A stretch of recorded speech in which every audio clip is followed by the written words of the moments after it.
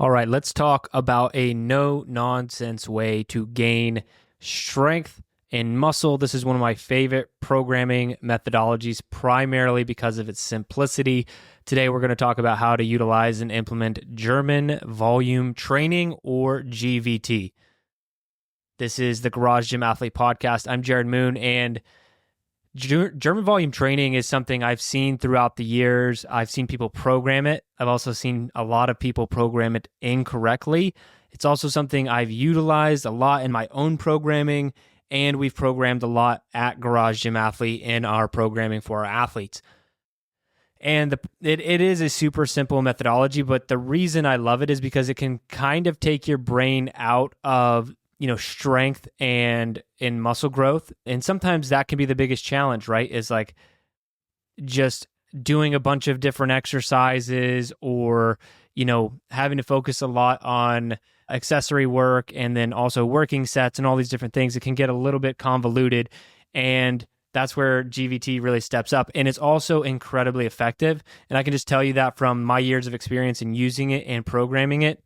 This programming methodology is just super effective, but it's almost like effective from a standpoint of like, if you do enough of anything, it's going to work, right? Like if you suck at shooting a gun and you take 5 shots, you're only going to get a little bit better. If you take 5,000 shots, you're going to get a lot better. There's no way, like you don't even need instruction, right? You just need to do more of it and you will get better. And that's where German volume training comes in. So let's dive into it. First, like why would you want to do this and why maybe not?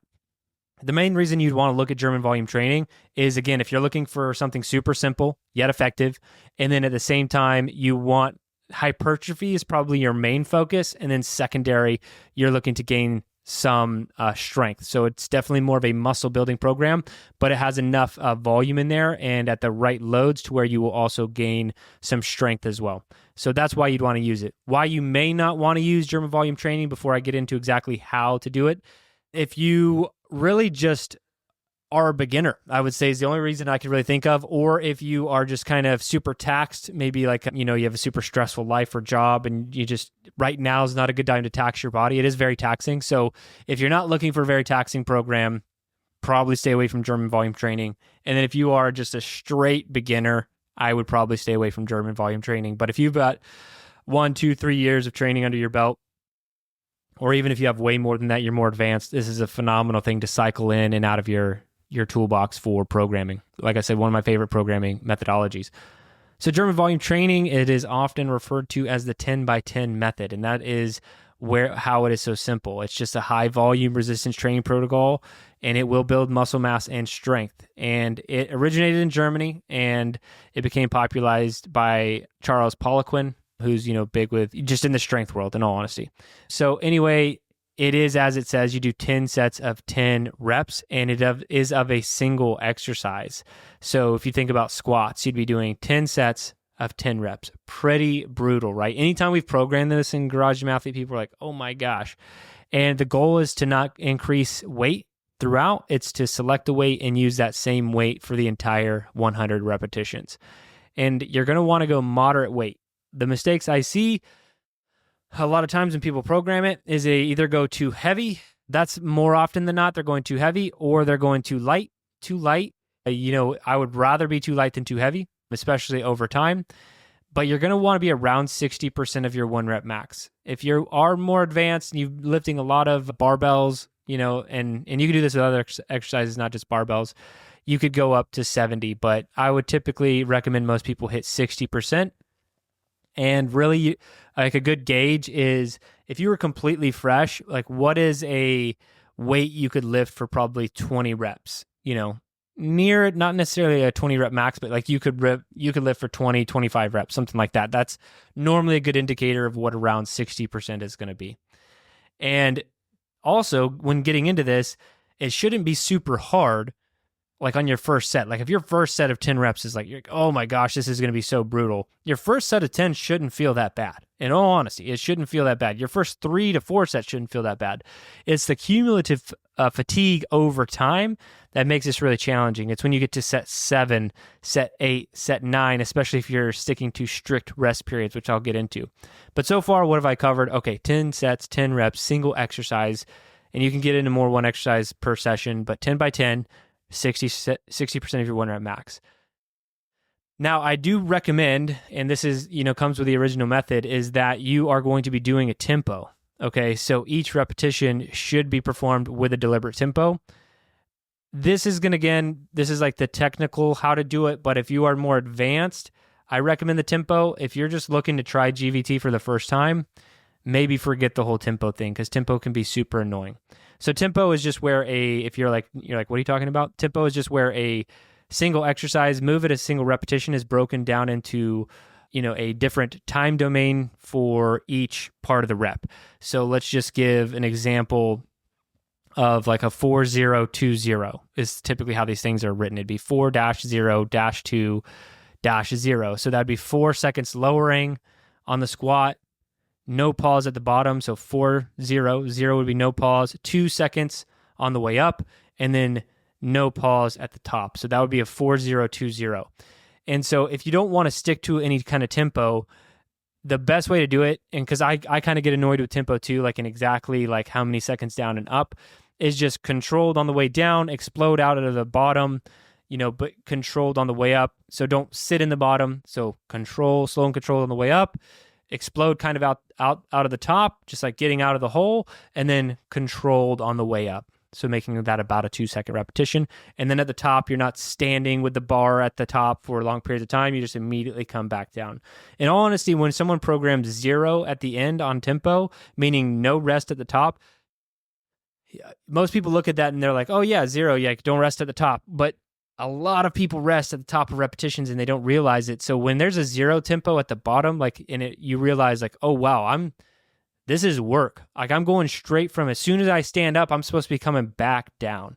So really just note, like when you're going through a controlled tempo, if you're going to do tempo version of GVT, like you're going to add this tempo, just do it how I said, slow and controlled on the way down, explode up, then control the rest of the repetition, and then just immediately back down once you stand all the way up.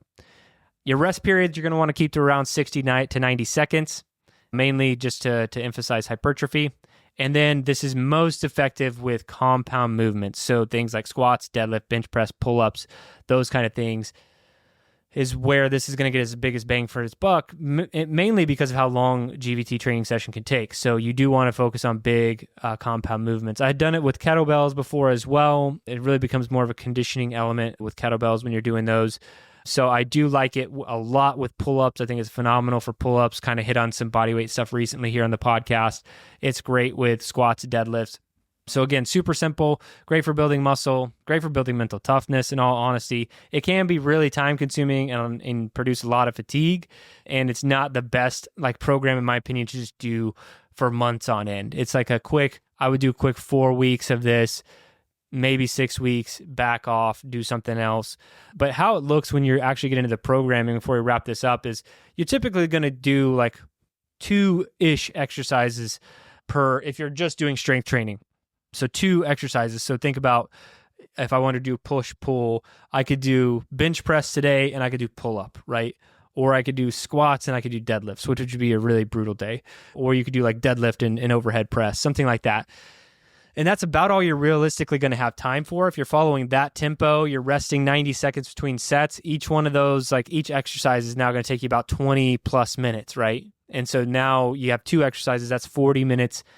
And that's if you don't rest longer in between the 2 different exercises.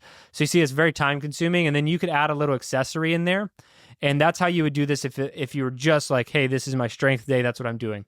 I also think it's great for people doing hybrid athlete training, concurrent training, but then I changed my programming recommendation from doing bench and pull-ups to just doing one of these.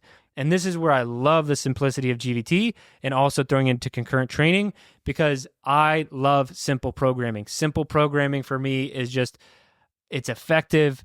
Should I say simple and effective? I love simple and effective programming because I don't have to think about a lot. I'm doing this thing, I'm doing that thing, I'm done.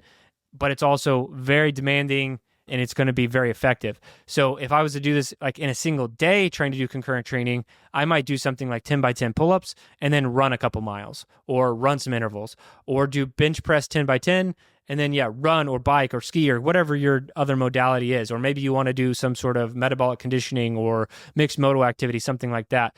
And so if you're combining things, I would do just one exercise, each day. So like bench press one day, pull-ups the next day, squat the next day, and just do that 10 by 10. And then do your conditioning element after the fact. And it's just super effective. I've done this over and over again. It's very effective. We programmed it that way.